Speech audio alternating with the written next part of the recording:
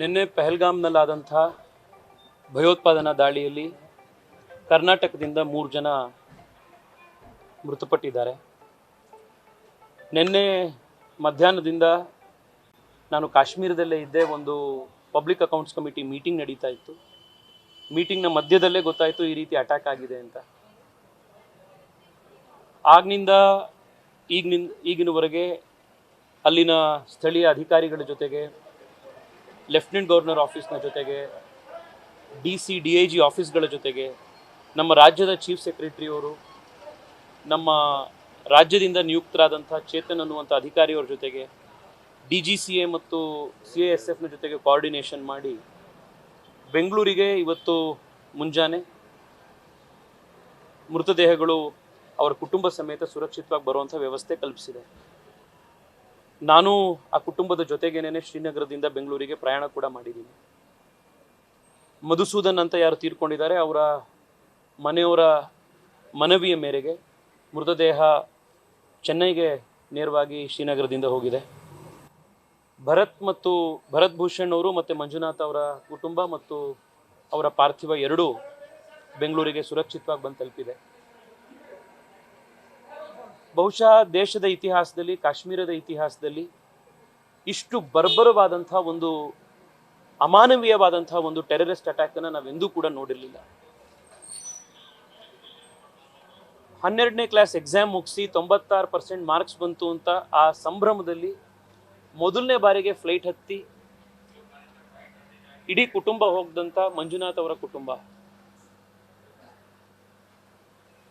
3 ವರ್ಷದ ಮಗುನ ಕಾಶ್ಮೀರ ತೋರಿಸ್ಬೇಕು ಅಂತ ಹೇಳಿ ಮನೆಯವ್ರ ಜೊತೆಗೆ ಕರ್ಕೊಂಡು ಹೋದಂಥ ಭರತ್ ಭೂಷಣ್ ಕುಟುಂಬ ಏನು ತಪ್ಪು ಮಾಡಿದ್ರು ಇವರು? ಇವ್ರಿಗೆ ಏನು ಅಂತ ಸಾಂತ್ವನ ಹೇಳ್ತೀವಿ? ಇವತ್ತು ಏರೋಪ್ಲೇನಲ್ಲಿ ಬರಬೇಕಾದ್ರೆ ಭರತ್ ಭೂಷಣ್ರ ಮಗು ಸುಮಾರು 3.5-4 ವರ್ಷ ಇರ್ಬೋದು. ಸಾವು ಅಂದ್ರೇನು ಅಂತ ಅರ್ಥ ಮಾಡ್ಕೊಳಕ್ಕಾಗ್ದಲೇ ಇರುವಂಥ ವಯಸ್ಸಿನ ಮಗು ಅದು. ಯಾವ ಏರ್ಪ್ಲೇನಲ್ಲಿ ತನ್ನ ತಂದೆಯ ಪಾರ್ಥಿವ ಶರೀರ ತಗೊಂಡು ಬರ್ತಿದ್ಯೋ ಅದೇ ಏರ್ಪ್ಲೇನಲ್ಲಿ ಕೂತ್ಕೊಂಡಿದೆ ಮಗು. ಅಲ್ಲಿ ಹೊರಗಡೆ ಟಿವಿನೂ ಕಿಟಿಗೆಯಿಂದ ಅಮ್ಮಂಗೆ ಏರೋಪ್ಲೇನು ಅಂತ ತೋರಿಸ್ತಾ ಇದೆ. ಅಮ್ಮ ಸುಮ್ಮನೆ ಕೂರಿಸೋದಕ್ಕೆ ಮೊಬೈಲ್ ಫೋನ್ ಕೊಟ್ಟರೆ ಗೇಮ್ಸ್ ಆಡ್ಕೊಂಡು ಕೂತಿರೋಂಥ ಮಗು. ಆ ಮಗು ಮೇಲೆ ಇವ್ರ ಯುದ್ಧ. ಅವ್ರ ತಾಯಿನ ಕೇಳಿದ್ರೆ ಹೇಳ್ತಾರೆ ಎದುರುಗಡೆ ಬಂದು ಪಾಯಿಂಟ್ ಬ್ಲ್ಯಾಂಕಲ್ಲಿ ಹೊಡೆದ್ರು ಅಂತ.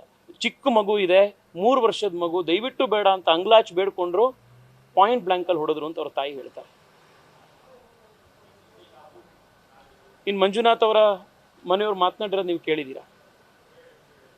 ಹೊಡೆದು ನಮ್ಮನ್ನು ಹೊಡೀರಪ್ಪ, ನಮ್ಮ ಮನೆಯವ್ರನ್ನ ಕೊಂದಿದ್ದೀರಾ, ನಮ್ಮನ್ನು ಹೊಡೀರಿ ಅಂತಂದ್ರೆ ಜಾವ್ ಮೋದಿ ಕೋ ಬೋಲೋ ಅಂತ ಹೇಳಿ ಇವರನ್ನು ಬಿಟ್ಟು ಕಳಿಸಿದ್ದಾರೆ. ಮದುವೆ ಆಗಿ 1 ವಾರ ಆಗಿತ್ತು ಲೆಫ್ಟಿನೆಂಟ್ ವಿನಯ್ ನರ್ವಾಲ್ ಅವರು. ಇವತ್ತು ಬೆಳಗ್ಗೆ ನಾನೇ ಅಲ್ಲಿ ಅವರ ಮನೆಯವರು ಡೆತ್ ಸರ್ಟಿಫಿಕೇಟ್ ಕಲೆಕ್ಟ್ ಮಾಡ್ಕೊಳ್ಬೇಕಾದ್ರೆ ಅಲ್ಲಿ ಏನೋ ಸಮಸ್ಯೆ ಆಗಿತ್ತು. ಅಲ್ಲಿ ಸಂದೀಪ್ ಅಂತ ಒಬ್ಬರು IPS ಆಫೀಸರ್ನ ಕರೆಸಿ ಡೆತ್ ಸರ್ಟಿಫಿಕೇಟ್, ಹನಿಮೂನ್ಗೆ ಹೋಗಿದ್ದಂಥ, ಮದುವೆ ಆಗಿ 1 ವಾರ ಆಗಿದ್ದಂಥ ಹೆಣ್ಮಗಳು ಇವಾಗ ವಾಪಸ್ ಹೋಗ್ತಾ ಇರೋದು ಗಂಡನ ಬಾಡಿ ಮತ್ತು ಡೆತ್ ಸರ್ಟಿಫಿಕೇಟ್ ಜೊತೆ. ಯಾರ ಮೇಲೆ ಯುದ್ಧ? ಗಂಡಸರಾಗಿದ್ರೆ ತಾಕತ್ತಿತ್ತು ಅಂತಂದರೆ ಆರ್ಮಿ ಮೇಲೆ ಯುದ್ಧ ಮಾಡಿ, ಶಸ್ತ್ರಾಸ್ತ್ರ ಇಟ್ಕೊಂಡಿರೋರ ಮೇಲೆ ಆರ್ಮಿ ಯುದ್ಧ ಮಾಡಿ.